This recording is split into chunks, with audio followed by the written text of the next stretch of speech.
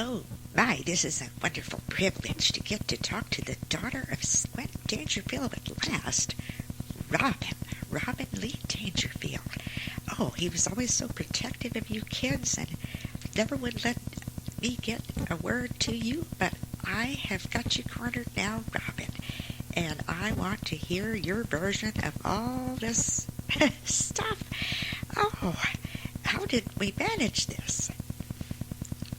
Well, Betsy, it's like, you know, Mom and Dad are doing their Caribbean cruise thing, and they did give me permission to, since I'm 17 now, I can finally talk to the press and let the skeletons out of the closet, as it were, and sort of handle things, while everybody's enjoying the reuniting of my mom and dad. Oh, isn't it wonderful? The whole town is so happy for all of you. And what about you, Robin? How do you feel? Well, I'm not sometimes a big expresser of things as well as I'd like to be, but let's just say I'm pretty ecstatic. Oh, I'm sure. Well, as you know, I kept the papers full of all the events as they were happening, but I have never gotten to talk to you children of Squint and Valerie. Now, Flan, your brother Flan is 18 now, and as gossip has it, he's gone into the Air Force, am I right? Yeah, well, Flan, didn't want to, he'd been wanting to do that for a long time. Right, because, he's a real space cadet, and anyway, he didn't want to go away until Mom was secure, and after, they remarried, he figured, well, everything is pretty hunky-dory now, and it's a good time for me to get away and kind of be learning what the Air Force is all about. I don't know. I hope it's not a mistake. He isn't the most disciplined person in the world, to say the least. Let's get real here. But anyway, he left this month, and nobody's heard from him yet, so I assume he's either having a wonderful time or something really dire has happened, and I guess we'll find out sooner or later. Yeah, he was born in 78. I'm the one that was born in 79 when all the stuff was hitting the fan, the trial and all of that. And, Dad was like rushing Mom to the hospital so I could be born. And meantime, all these ladies of Stag Bluff were accusing my dad of rape. They all got on the bandwagon, and it was like he had to run up and see this other gal in the hospital. What was her name? Trisha. No, it wasn't Trisha. It was... Oh, heck, I've forgotten now. But she had really been raped by somebody else, and they thought he did it. And in the meantime, I'm just, like, getting born, at Stag Bluff Memorial. And she was this other gal, Frazier. That was her last name. Miriam Frazier. Yeah, she was in the Stag Bluff General Hospital recovering from a real rape that had nothing to do with my dad. And anyway, that's how I made my grand entrance into the world, as you well know, and you covered in the scandal rag pretty good. And as you can see, I think my head's on fairly tight from the beginning I had. And us kids are, well, that's a story in itself, but I don't want to get ahead of the game. What specifically do you want to grill me on, Betsy? Oh, everything. Let's see, yes, you were born in 79, and you're 17, Aunt Flynn's 18, Jay and Heather, the twins, are 16, and how are they doing? Well, they're doing, yeah, they're getting ready to graduate from high school pretty soon, the private school that Dad and Mom put them in. Well, we've all been to private school because no one trusted us in public school. They were afraid we'd corrupt the public school. So, yeah, they're they're finishing their time out there, and Jay is, well, he's always been this real stickler for justice. So wouldn't you know, he's planning to go to college and, law school, and study criminal law. He wants to be, my dad's film, Detective O'Dare, that's, out of all the stuff my dad did, all these wonderful movies he and Mom made, which is the one that Jay loves, Detective O'Dare. Yeah, right. Anyway, that's what he wants to do. And I think he'll be pretty good because he's been stuck on that since he was a little bitty one, and he's never changed his trail. And Heather, she's just like another mom, dead ringer for my mom. Yeah, and I guess one tomboy in the family was enough. I remember when we were growing up, Mom would say all this time about why didn't I, care about my clothes and dress nice like Heather did and prance around in front of the mirror and all that. And I said, oh, seriously, Mom, I think I'd rather eat ground glass, But anyway, Heather, she's good at that stuff, She likes the ballet like Mom did, and her mind was so much on herself and her ambitions. So much of the time we really didn't have to. She sure didn't stick her nose in our business all that much, let's put it that way. But anyway, we were really, we all went through a shock, and my mom, she'd known Kelly Jean so long, and they were kind of like sisters or half sisters or something like that, and it still surprises my mom to this day that, she starts to say sometimes, well, I'm going to call Kelly Jean and see, and then she'll remember, and but anyway, don't let me rattle on if you want to steer it in some other direction. I'll talk all night. I do marathons, Oh, this is fascinating. It really is. Yes, well, Brett died on January the 5th of 96. And then your parents remarried on December 7th, right after Hanukkah started. And I understand from the talk that Valerie was a little worried that she hadn't waited a full year as a proper widow should. And what do you have to say about that? Yeah, well, she was concerned about that, and she went and talked to Dr. Fatsworth about it. And Dr. Fatsworth said he always thought of my mom and dad as Romeo and Juliet, that they never should have had that divorce. And he said, that their spouses had passed on now, and it wasn't necessary to wait any specific time, Well, she waited nearly a year, and they had always been so in love, my mom and dad, but they wanted to show as much respect as they could and still not put the wedding off for too long. So, I think they really did it good because, Brett left us in January, and then they married, December 7th, so they had this really wonderful wedding. We didn't get to go. They went to Israel, as you know, and they got married over there, and they kind of toured the Mediterranean area and Rome and Paris and all that, really did it up big time, and now they're off on this Caribbean cruise. Hey, I'm waiting for my turn. I'm stuck in school. Anyway, I'm going to be graduating soon, and I guess I'll go to college for a while, study zoology, or I don't know, maybe I'll have to take business practice just for good measure. But it's kind of turning out that my dad's wanting me to sort of take over running the empire. He wants me to do some of the radio shows, and somehow it always fell to me to kind of tie everything together.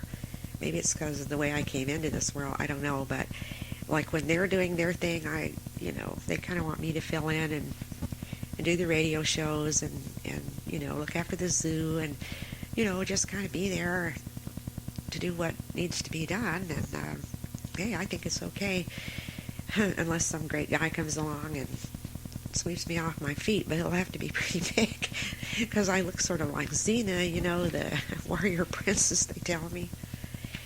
Yes, you do.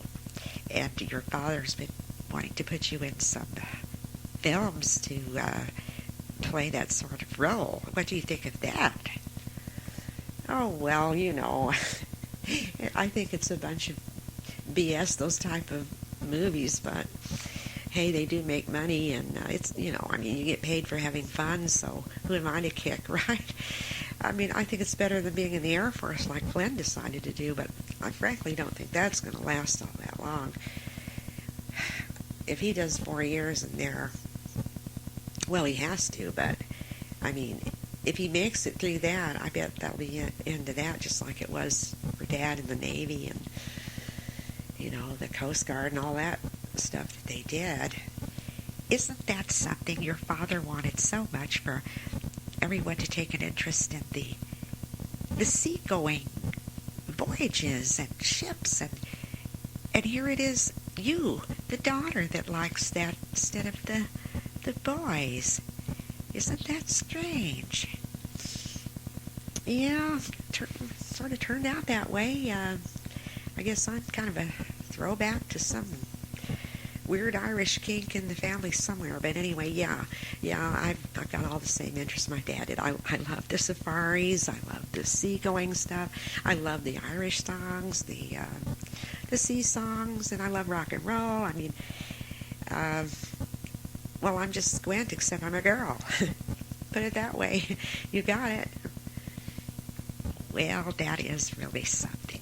He had a lovely family. He had Valerie. Oh, and what do you think of the statues of them down there at the Historical Society? Oh, that. Yeah, well,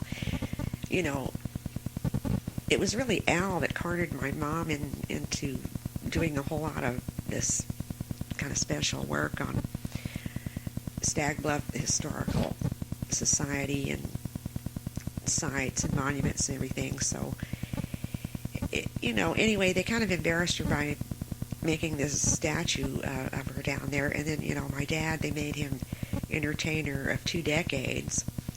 So, then he's got a statue down there right across from, they're like 2 lions, where you go in the Historical Society, you have to pass between my mom and Dad. And they're really kind of embarrassed about it because they're afraid people think that they're the ones that wanted them or paid for it. But no, it was Stag Bluff.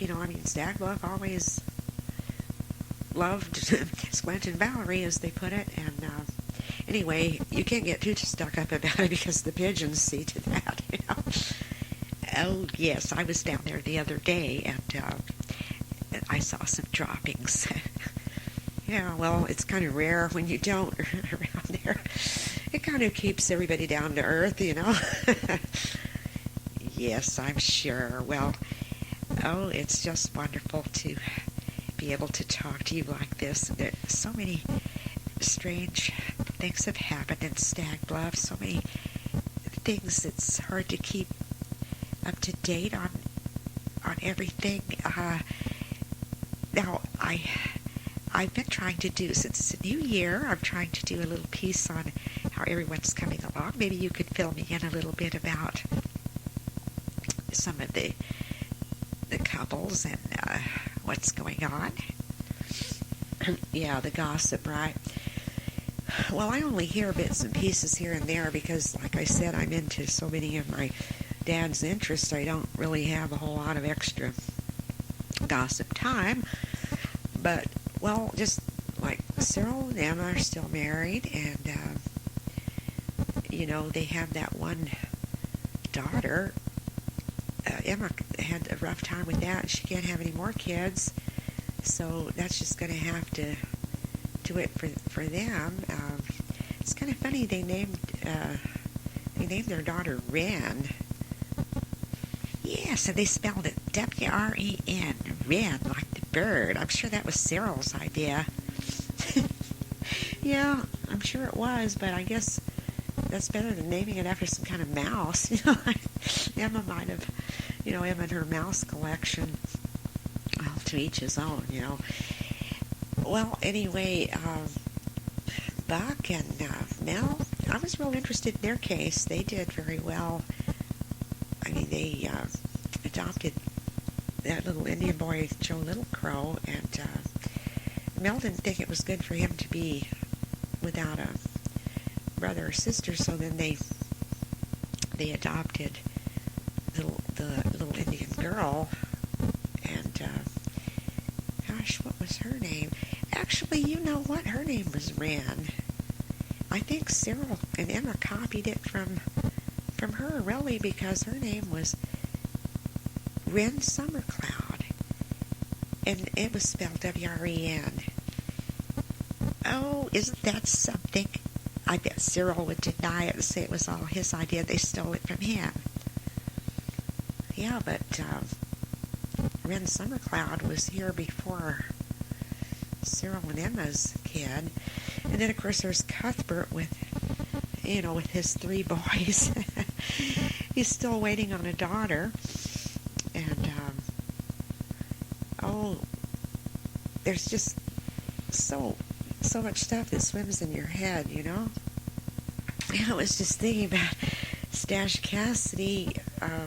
Well, he was kind of a one-night stand guy, basically. But anyway, he seems to be pretty serious about this one he's going with now. She has the weirdest name. It's Yolonica. Yeah, that's right, Yolonica Platt. Isn't that a funny name? What's even funnier is he calls her Yo-Yo. He said, I was always a yo-yo man, and this is my... See, she said everyone called her Yoli, but he calls her Yo-Yo. Well, Yoko Ono got by, so whatever. Anyway, you know how he and Spades were my Tad's long lost. Well, they weren't really lost. We just hoped they would be, but childhood friends, childhood buddies. And anyway, Spades O'Houlihan is getting pretty serious about another girl with a weird name. What is it? Eartha? Yeah, right. Eartha Braslin. Yeah, so they may be tying the knot soon. I thought they would be perennial bachelors. Yeah, we did too. I guess sooner or later, love strikes or whatever. But, yeah, and then, well, I don't know, there's been some ups and downs with, Clem and Elsie. They're still together, and, of course, Elsie was married twice before, and she had 2 kids by one former marriage and 1 kid by the second marriage. She's always had the funniest names, hasn't she? Yeah, her original name was Elsie Checkwitz, and then her first husband's name was, what was it? Something with a hammer. It was, Windhammer. How strange. Hammer of the gods. Yeah, Windhammer. And then the other one, what was his name? Anyway, none of her last names were any good, and now, she's got the name of Strickland. Anyway, as you know, they've got, 2 kids by their own consent. I mean, they have 2 kids, a boy and a girl, and, Clem's really happy about that. But they have some in-law problems, and, when they get all of the ex-children together, I'm really kind of glad that I'm out of town, hopefully, when we get invited over there. But anyway, we all make do with, there's always some good stuff to drink, and, of course, Dad never encouraged us to drink, but it kind of runs in the family, you know. And I mean, hey, I don't turn down a few things when they're offered over the table or under the table, but don't let it get out. Ha ha. Oh, you're just such a jokester like your dad. Don't let it get out. And you know you're talking to Betsy Logan. Yeah, don't I know? I guess I'm going to be roasted in the next Tattletime bulletin. And Dad and Mom will say, oh no, we made the big mistake of our life. We kept her mouth shut all these years. We let her out one day, and hey, it's all hit the fan again. Well, we got a lot of dirty linen in our family that's been drug out and dug out till it's, you know, it's legendary now. So, I mean, who's to get embarrassed about it now? You know, we got through childhood with it. I guess we can, probably the worst is over. Let's hope, anyway. Anyway, if I'm going to be being on TV taking over some of these things as a so-called hostess, you know, I guess I can't really be all that worried about it, or I'll wind up like one of those Hollywood brats, you know. Oh, God forbid. I like to get away to nature and everything, just like Dad always said. That's what kept him sane, was taking those trips to the wilds, and I can see why too. I mean, I just love it out there. I'm just I'm my dad's girl, I guess. And you look so much like him too. The same black wavy hair and the brown eyes. Yeah, I mean it's the hazel thing happened with me. They used to be completely brown, but now they're getting that little ring of green in them. You know, like his have. Yeah, just put a wig on Squint. You got me.